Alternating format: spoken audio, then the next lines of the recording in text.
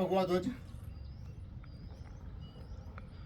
एवं आनंद लोक के सभी कार्यकर्ता बंधुगण, जैसा कि आप सभी को विदित है, आज हम सभी यहाँ गुरु दक्षिणा कार्यक्रम के निमित्त एकत्र आए हैं।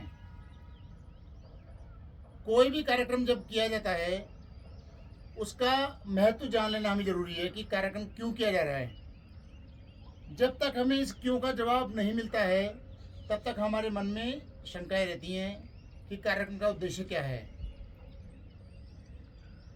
समाज में गुरु का महत्व प्राचीन काल से चला आ रहा है। गुरु वो है जो हमें सन्मार्ग की ओर ले जाते हैं।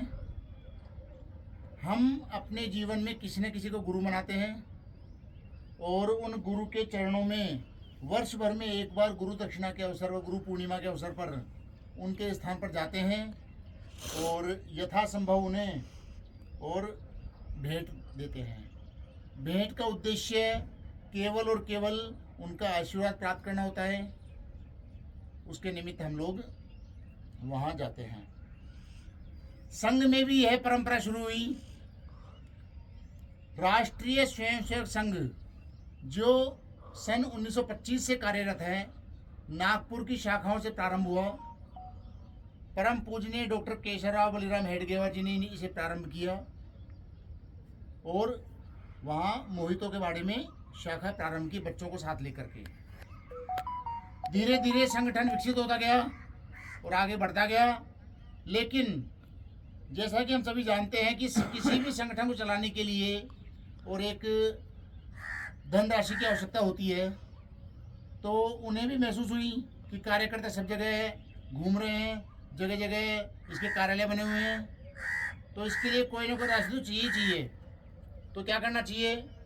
तो उन्होंने समाज के एक किसी धनाढ्य सेठ से बात की। तो धनाढ्य सेठ ने कहा कि आपको दक्षिणा मैं दूंगा, आपको जो दक्षिणा तो क्या, मैं आपको धनराशि मैं दूंगा, लेकिन आपको एक काम करना होगा। बोले क्या काम करना होगा?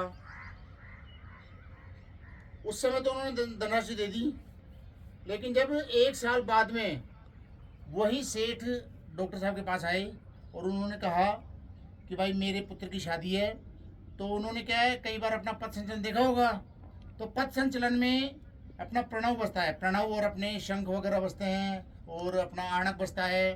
तो उन्होंने कहा कि मेरे पुत्र की शादी है, आप ये आणक प्रणव लेके आइए और मेरे पुत्र की शादी में बजाइए।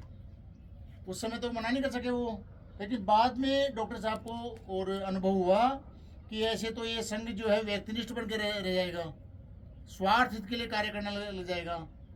तो क्या करना चाहिए? तो करने का उद्देश्य यह है कि वर्ष भर में एक बार जो संघ का स्वयंसेवक है, अब संघ के स्वयंसेवक की परिभाषा क्या दी है?